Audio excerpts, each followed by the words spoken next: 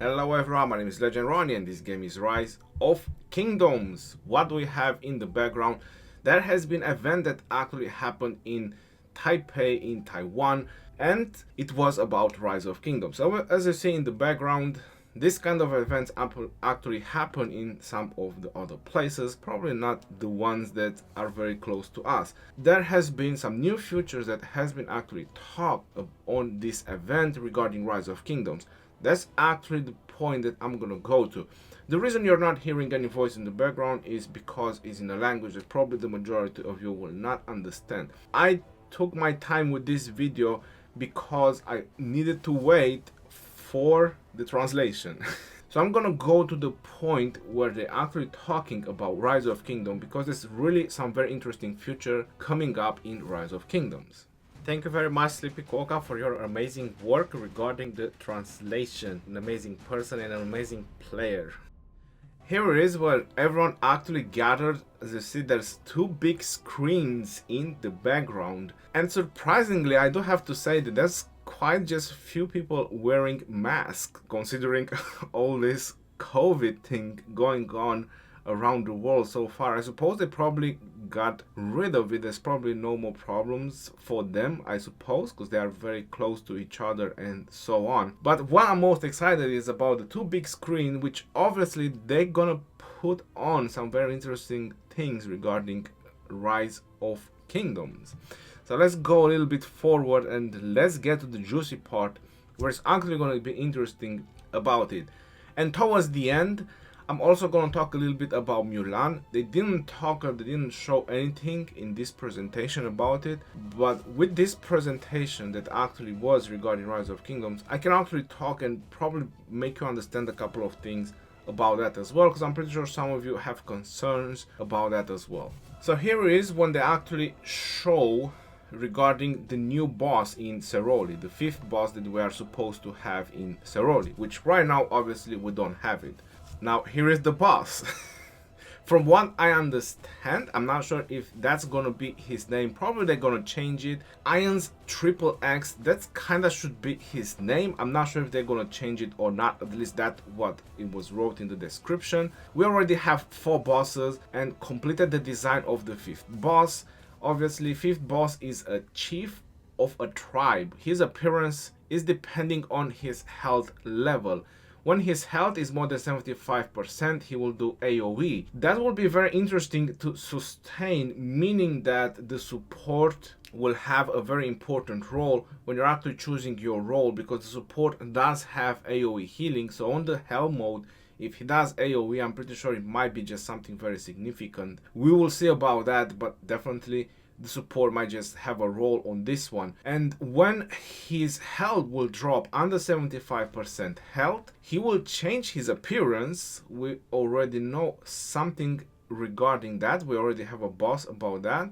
And we'll send some small bosses. Well, that's pretty much what some of the bosses that we already have, they are doing this. Like even the second boss, the Frozen Lady, she does the same thing. She just go into a frozen state and then just minions are coming in. I suppose they call them smaller bosses. This is the time to test players' teamwork, focus on attacking same target. This is going to be very interesting what they are referring to, that attacking same target.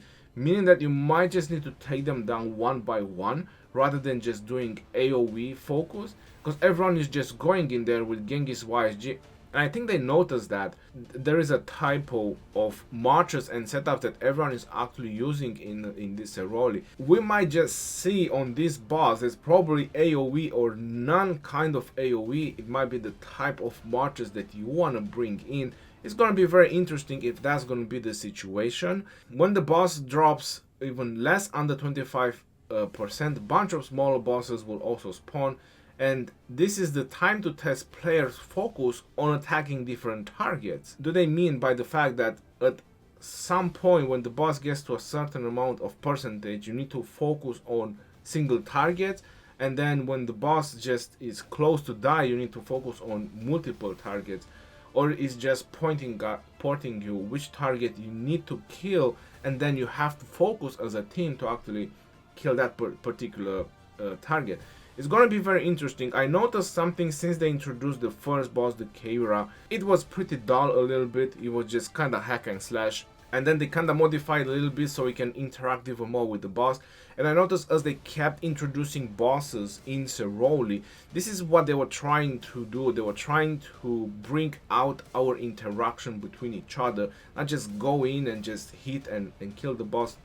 The second boss, the frozen one, is probably the easiest. Everyone knows. You just go ahead, you hit her, then you go in a corner, you AoE, then you go back, you hit her, you go in a corner, you go back. So it's kind of repetitive. So what they're trying to do is just increase our interaction with the bosses, which is really amazing.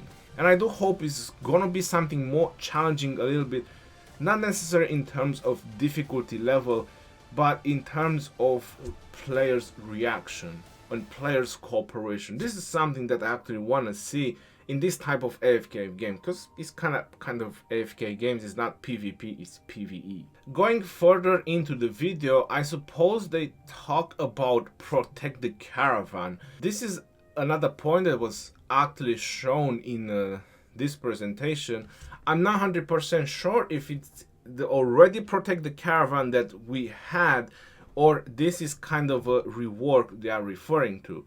So keep supplies safe event, its new form.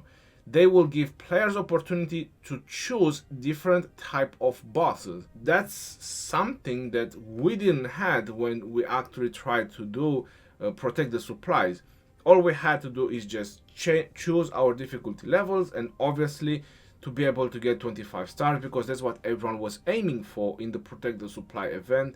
25 star, 100%, and get your 20 sculptures. That was obviously really amazing, and I got my 20 sculptures in the end. And player can choose difficulty based on their preferences. Rewards level depend on the difficulty. That's exactly what happened in the previous one, but you weren't able to choose different type of bosses. This kind of gives me the feeling that they want to change this regarding the 100% percentage. Otherwise this event will just not work with 100%, because what happens when same players over and over, they keep doing 25 stars and 100% will not gonna work. I think it will go by points, exactly like it was with the arms training Lohar, when there was just a couple of points difference. Everyone was getting to the end of the event, doing maximum they can. It was just those couple of points differences depending on the amount of troops you were finishing with. I believe that this is something they want to add in protect the supplies as well, so you can actually make difference on rank 1, 2, 3. You'll complete it with 25 stars, but it might be a little bit of a score difference, not 100%. We will see if that's going to be the situation, what they want to change about protect the supply. Now here is the juicy part that everyone is probably waiting for and everyone is probably interested in. It's about choosing your KvK. So this is going to be 3 types of KvKs in the future. We already know that we have the light and darkness.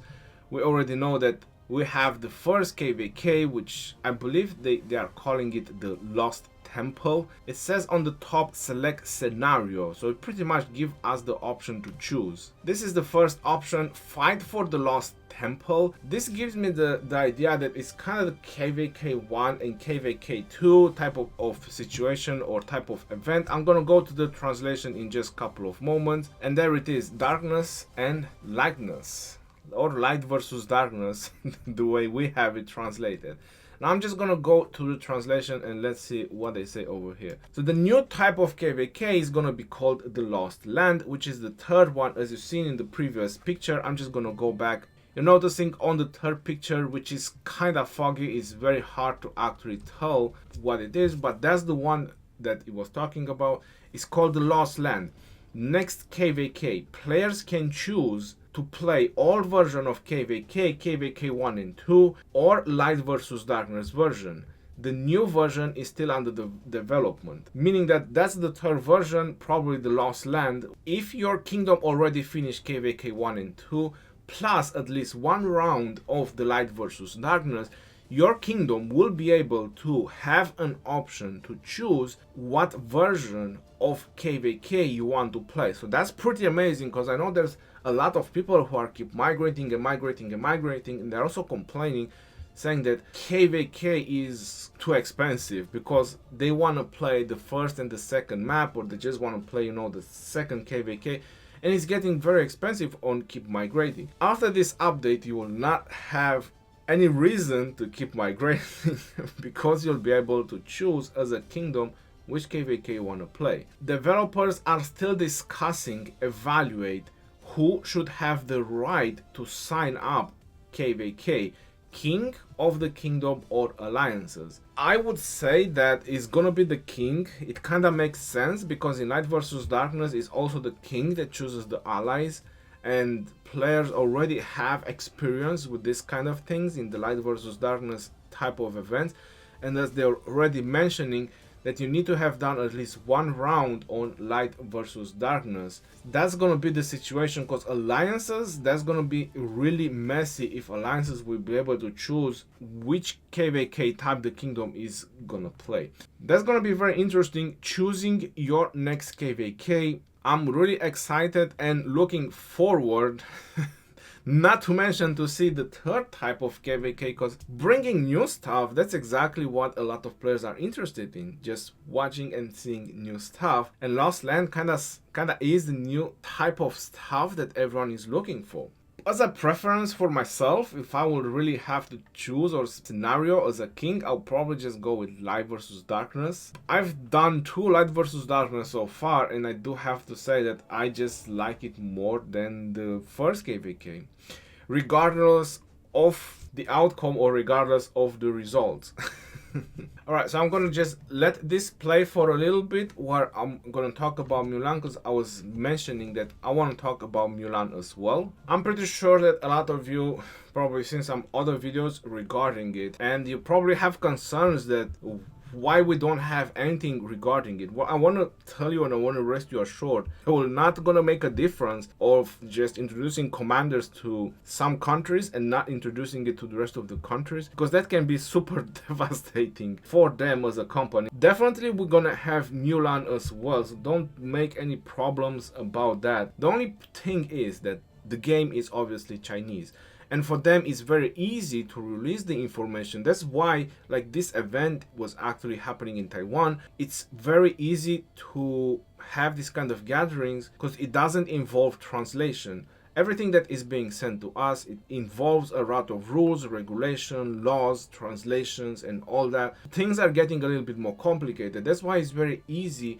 for something to be released over there before it get released here. That's why I want to say this regarding Mulan. Rest assured that we will definitely gonna get all this stuff. We're definitely gonna get her as a commander, and these are her skills. I actually have this picture since they introduced Seondeok, because if you notice in this picture is Seondeok skills. That's when actually Mulan was introduced in the game data, in the information. The reason they actually introduced that point is because it was the movie Mulan by Disney. You can go ahead and search the trailer on YouTube. It was supposed to be released in May as well, so that was their plan, to release the commander with the movie. Probably they had a collaboration with Disney regarding that. It's not the first time they are doing this. They've done this in the past on some of their games, releasing commanders depending on other games or depending on other movies that were actually being released at the same time. It's also increased the attraction towards the game when people just search about it. Probably even the movie might have just mentioned something in the credits, or might have just mentioned something on Facebook pages or social media that you can find this commander in Rise of Kingdoms as well. So obviously it increased the popularity of the game. This is just things that work hand in hand together. This is the reason why so many information we can get it before it's being released to us. Like for example, this event, you know, they released the information about updates, about future updates that's gonna happen in Rise of Kingdom, because it was much easier there. So I hope this actually close up a couple of concerns that why we don't get anything regarding Mulan. We'll definitely get the stuff as well. Make no worries about it. So that's pretty much about it. Having to choose our KvK in the future and having a new KvK type, Lost Land, that's quite amazing. I'm really looking forward to it. This is your boy Ceroli signing off. Peace out, yo, and take care. See you on the next one, and stay safe out there.